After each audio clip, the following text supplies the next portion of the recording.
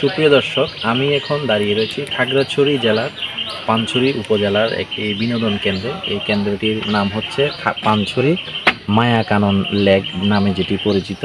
আসলে পানছড়ি উপজেলায় বলতে গেলে বিনোদনের পানছড়ি যারা পানছড়িবাসী যারা রয়েছে তাদের বিনোদনের তেমন একটা সুযোগ নেই বললেই চলে।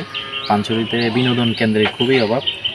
এই বিনোদন কেন্দ্রটি বেশ কয়েক বছর আগে তৎকালীন উপজেলা নির্বাহী কর্মকর্তা যিনি ছিলেন তিনি এই বিনোদন কেন্দ্রটি তৈরি করেছেন। ওনার মানে ইচ্ছা প্রকাশ করেছেন এবং উনি তৈরি করেছেন।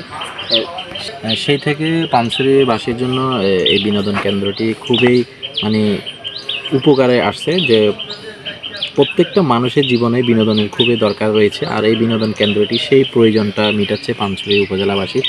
বিকালবেলা যখন একটু বিনোদনের দরকার হয়, একটু রিফ্রেশমেন্টের দরকার হয়, প্রাকৃতিক মনোরম পরিবেশে এই বিনোদন কেন্দ্রটি এখানে মানে অবস্থিত। এখানে খুব সুন্দর একটি লেক রয়েছে, পাশে একটি খুব সুন্দর চেঙ্গি রিভার ভিউ ক্যাফে নামে একটি রেস্টুরেন্ট রয়েছে, যে রেস্টুরেন্টটির খাবার আমি নিজেও খেয়েছি, খুবই সুস্বাদু এবং মুখরোচক।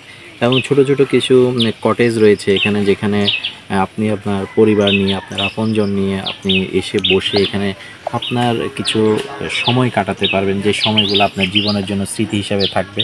আর বৈকালিক যে আবহাওয়া, এখানে খুবই মনোরম পরিবেশ। বৈকালিক আবহাওয়ায় আপনি এখানে ঘুরে খুবই প্রশান্তি পাবেন। ওই রকম একটি জায়গা এটি পানছড়ি উপজেলার মায়াকানন লেক। একদম পানছড়ি উপজেলা যে পরিষদ রয়েছে, পরিষদের পাশেই এটি অবস্থিত। আপনারা যারা দূর দূরান্ত থেকে পানছড়ি আসেন, বিভিন্ন মানে পর্যটকরা আসেন, বিভিন্ন জায়গা থেকে মানুষজন বিভিন্ন কাজে আসেন, সময় করে অবশ্যই একবার এই বিনোদন কেন্দ্রটি ঘুরে যাবেন, এই মায়াকানন লেকটি একবার ঘুরে যাবেন। আসলে আমার কাছে খুব ভালো লেগেছে, আশা করি আপনাদের কাছেও খুব ভালো লাগবে।